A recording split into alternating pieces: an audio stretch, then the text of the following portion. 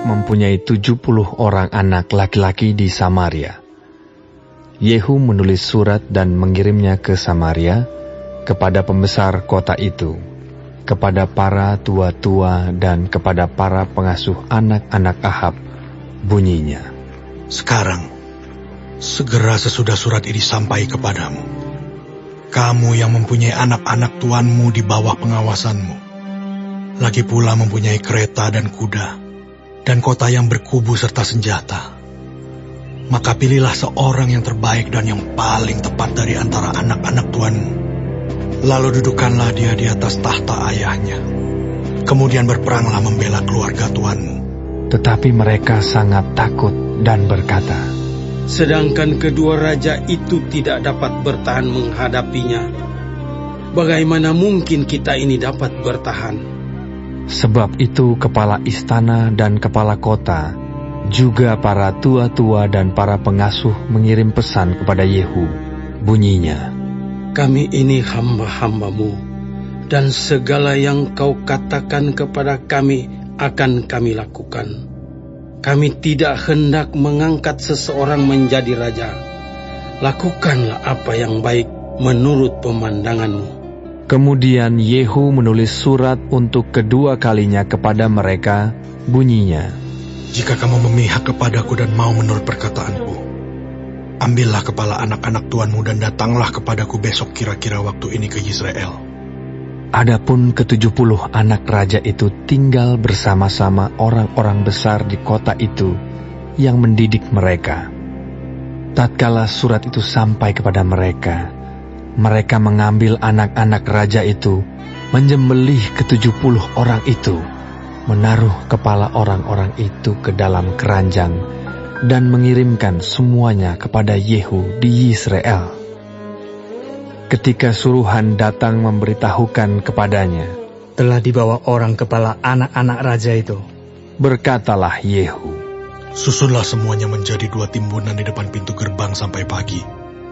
Pada paginya keluarlah Yehu, berdirilah ia, lalu berkata kepada segenap orang banyak, kamu ini tidak bersalah. Memang akulah yang telah mengadakan persepakatan melawan tuanku dan telah membunuh dia. Tetapi semua orang ini, siapakah yang membunuh mereka? Ketahuilah sekarang bahwa firman Tuhan yang telah diucapkan Tuhan tentang keluarga Ahab tidak ada yang tidak dipenuhi. Tuhan telah melakukan apa yang difirmankannya dengan perantaran Elia hambanya. Lalu Yehu membunuh semua orang yang masih tinggal dari keluarga Ahab yang di Yisrael, juga semua orang besarnya, orang-orang kepercayaannya dan imam-imamnya. Tidak ada padanya seorang pun yang ditinggalkan Yehu hidup. Kemudian bangkitlah Yehu pergi ke Samaria, di jalan dekat Bet-Eket, perkampungan para gembala.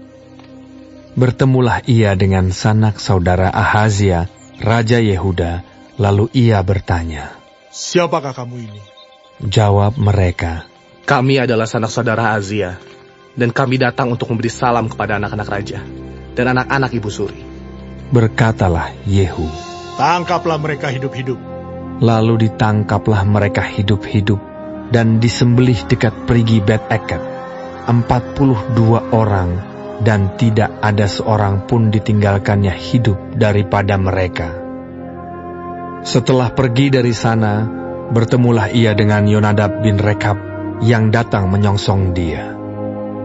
Ia memberi salam kepadanya serta berkata, apakah hatimu jujur kepadaku seperti hatiku terhadap engkau? Jawab Yonadab, ya. Jika ya, berilah tanganmu. Maka diberinyalah tangannya. Lalu Yehu mengajak dia naik ke sampingnya ke dalam kereta. Berkatalah Yehu, marilah bersama-sama aku, supaya engkau melihat bagaimana giatku untuk Tuhan. Demikianlah Yehu membawa dia dalam keretanya. Setelah Yehu sampai di Samaria, maka ia membunuh semua orang yang masih tinggal dari keluarga Ahab di Samaria. Ia memunahkannya sesuai dengan firman yang diucapkan Tuhan kepada Elia.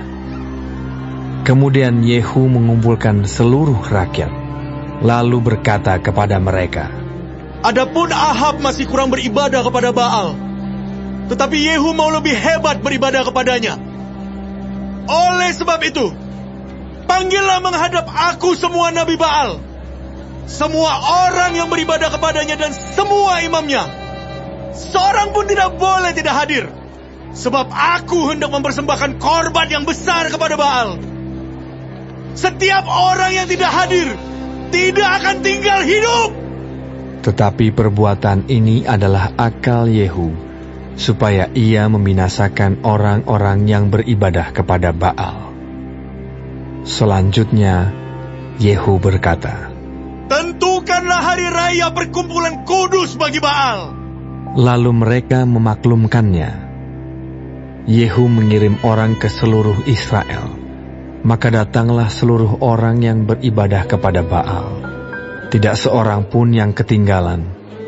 Lalu masuklah semuanya ke dalam rumah Baal, sehingga rumah itu penuh sesak dari ujung ke ujung.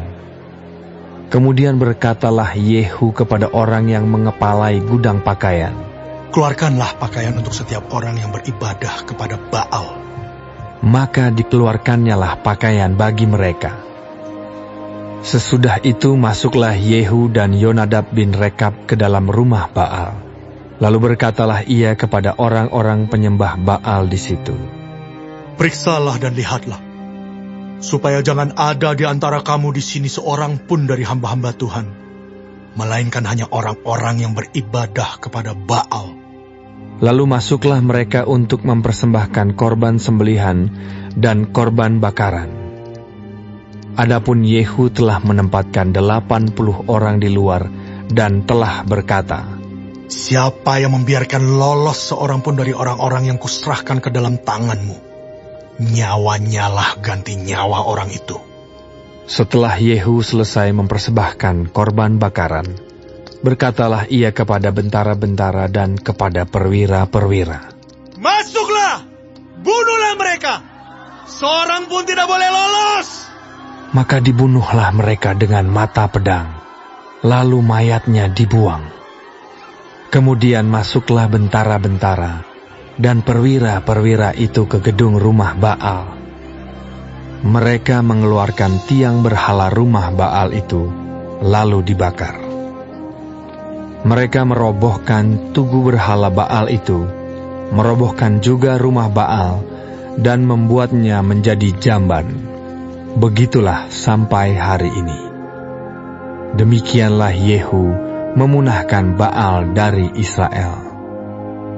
Hanya Yehu tidak menjauh dari dosa-dosa Yerobeam bin Nebat, yang mengakibatkan orang Israel berdosa pula, yakni dosa penyembahan anak-anak lembu emas yang di Betel dan yang di Dan. Berfirmanlah Tuhan kepada Yehu, oleh karena engkau telah berbuat baik dengan melakukan apa yang benar di mataku, dan telah berbuat kepada keluarga Ahab tepat seperti yang dikehendaki hatiku, maka anak-anakmu akan duduk di atas tahta Israel sampai keturunan yang keempat. Tetapi Yehu tidak tetap hidup menurut hukum Tuhan Allah Israel dengan segenap hatinya.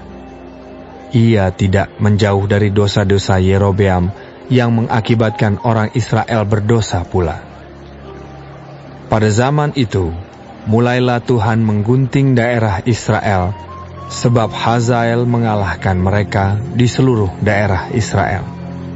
Di tepi sungai Yordan dengan merebut seluruh tanah Gilead, tanah orang Gad, orang Ruben, dan orang Manasye, mulai dari Aroer yang di tepi sungai Arnon, baik Gilead maupun Basan. Selebihnya dari riwayat Yehu dan segala yang dilakukannya dan segala kepahlawanannya, bukankah semuanya itu tertulis dalam kitab sejarah raja-raja Israel? Kemudian Yehu mendapat perhentian bersama-sama dengan nenek moyangnya, dan ia dikuburkan di Samaria. Maka Yoahas anaknya menjadi raja menggantikan dia. Adapun lamanya Yehu menjadi raja atas Israel di Samaria adalah 28 tahun.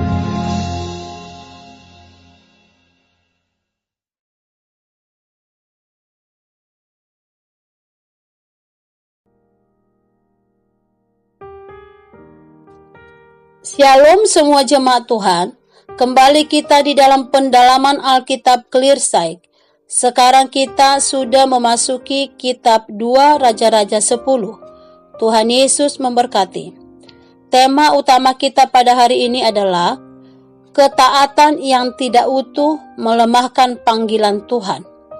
Pasal ini melanjutkan reformasi besar yang dilakukan Yehu untuk menumpas keluarga Ahab dan penyembahan Baal, namun juga menyingkapkan keterbatasan hatinya dalam menaati Tuhan sepenuhnya. Yang pertama kita melihat di ayat 1-11, penuntasan hukuman atas keluarga Ahab. Yehu menyurati para pemuka Samaria. Mereka takut dan tunduk. Semua keturunan Ahab disingkirkan sesuai firman Tuhan yang disampaikan melalui Elia. Pelajaran rohaninya adalah firman Tuhan pasti tergenapi, bahkan melalui alat yang tidak sempurna. Yang kedua, di ayat 12-17, Yehu menyingkirkan pendukung Ahab. Yehu juga membunuh Ahazia, keluarga Ahab dari Yehuda, dan para pengikut Ahab. Ia menegaskan komitmennya untuk melaksanakan kehendak Tuhan. Pelajaran rohaninya, membersihkan pengaruh dosa adalah langkah penting dalam pembaharuan rohani. Yang ketiga, di dalam ayat 18-28, Baal dimusnahkan dengan kecerdikan.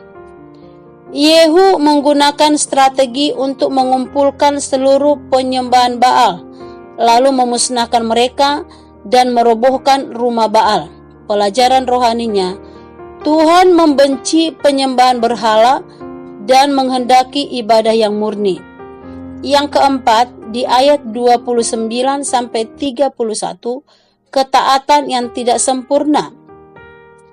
Meski Yehu menumpas Baal, ia tetap mempertahankan dosa Jerobeam, yaitu lembu emas di Betel dan di Dan. Ia tidak hidup dengan segenap hati di hadapan Tuhan. Pelajaran rohaninya, ketaatan sebagian sama dengan ketidaktaatan. Yang kelima, di ayat 32-36, akibat jangka panjang. Tuhan mulai mengurangi wilayah Israel melalui serangan musuh. Namun Tuhan tetap menghargai ketaatan Yehu dengan menjanjikan 4 keturunan di tahta. Pelajaran rohaninya, Tuhan adil, ia memberi upah tetapi juga mendidik melalui konsekuensinya. Sebagai kata penguatan kepada kita, Tuhan tidak hanya mencari tindakan besar, tetapi hati yang sepenuhnya miliknya. 2 Raja-Raja 10 ini mengingatkan kita, reformasi luar belum tentu berarti perubahan hati. Tuhan menghargai ketaatan, tetapi rindu kepada ketaatan yang utuh. Jangan menyisakan berhala kecil dalam hidup rohani kita. Karena itu, mari kita mengikut Tuhan dengan segenap hati, bukan dengan setengah-setengah. Ketika Tuhan menjadi satu-satunya pusat hidup kita, pemulihan sejati akan terjadi dalam diri kita dan generasi sesudah kita. Amin. Kiranya Tuhan memampukan kita untuk bisa taat sepenuhnya di dalam melakukan kebenaran firman Tuhan ini. Amin. Tuhan Yesus memberkati.